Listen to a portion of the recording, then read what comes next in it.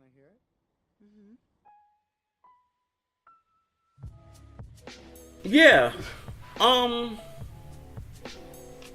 I'm always excited to see new works. That's the field I'm in. Yeah. I'm always excited to see new works, but sometimes I take a pause at new works Yeah. because we have works that have been around for a long time that haven't received their just due, or playwrights that haven't received their just due, and works that have not gotten as much attention as they should have. And so, for me, it's a balance. So as I teach, even when I teach, I'll say, well, for example, I taught Black theater and performance this semester. And of course, there's some canonical works that we needed to know. And this is part two. So we started in the late 1960s, going into the early 1970s. And what I did was I started off with black feminist theater and performance.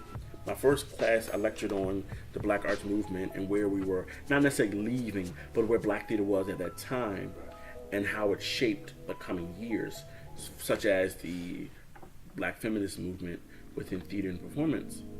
And so, of course, they need to know Antizaki Shange. They need to know the development of what we call the choreo poem.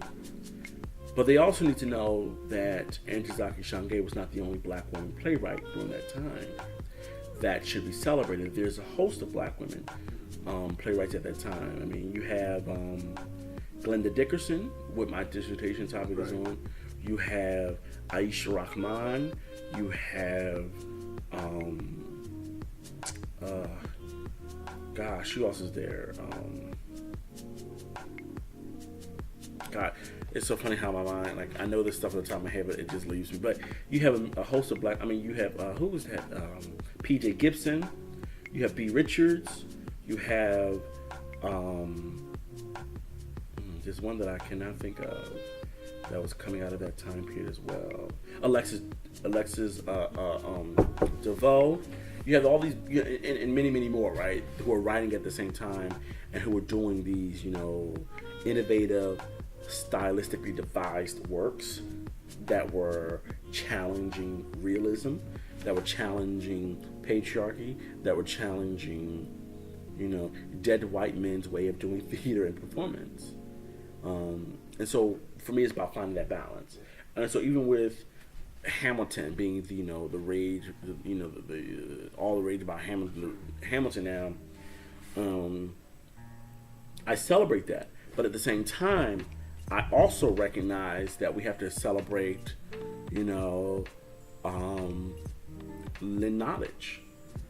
And we also have to celebrate Lydia Diamond. We also have to celebrate Katori Hall, who are also writing works that continue to forge dialogue and create, and who are creating works that continue to challenge and be innovative and bring about issues in which we're unfamiliar and bring conversation to even current daily social issues, whether it's, sustaining economic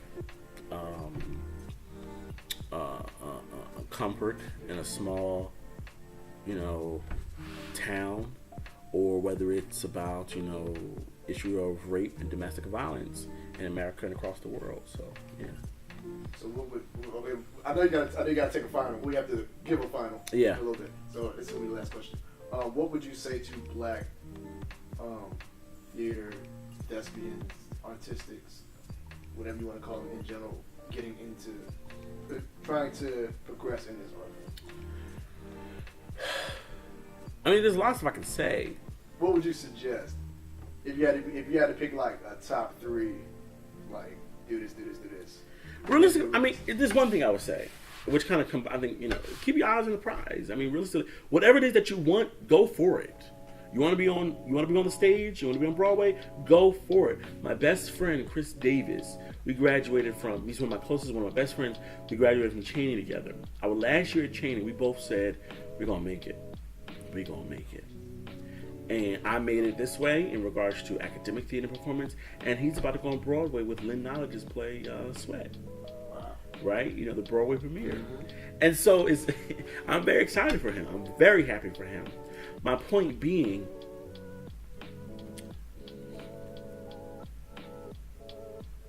keep your eyes on the prize and set out your goal and be realistic about your goals.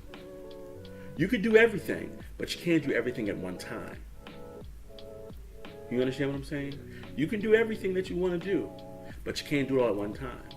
So if this part of your life is about being on the stage, be on stage. If you got another journey that wants to go into academics, do that. If you got another journey that you want to be a chef or you want to be a social worker, then do those things. You can do them all, but be realistic about your time and how you're going to do them. But just keep your eyes on the prize and hold on, as the song says. I wish you all the best of luck, man. Thank you. I'll see you in Philly at some point. Yes, always welcome to Philly. Definitely. Anytime. Philly welcomes everybody. Good. Thank you so much, man. Thank you. Thank you for sitting down with me. Thank you.